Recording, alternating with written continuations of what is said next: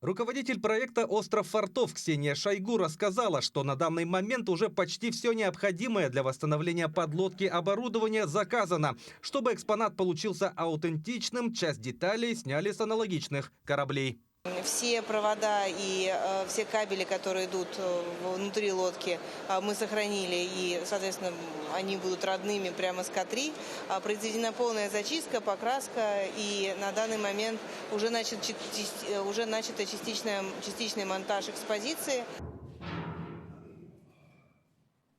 По словам руководителя проекта, работа реактора подлодки будет показана с помощью декораций и мультимедийных технологий.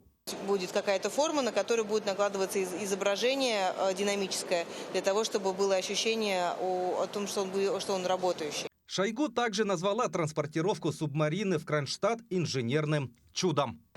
Мы рады, что мы ее спасли, и, конечно, транспортировка ее была отдельным инженерным чудом. До сих пор нельзя поверить, даже видя своими глазами, что она сюда дошла из Снежногорска. Это, в общем, совсем не ближний путь.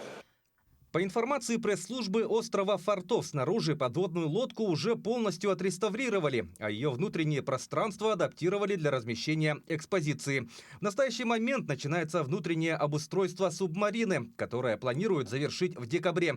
Ленинский комсомол – первая в Советском Союзе атомная подводная лодка, которая входила в состав Северного флота ВМФ СССР.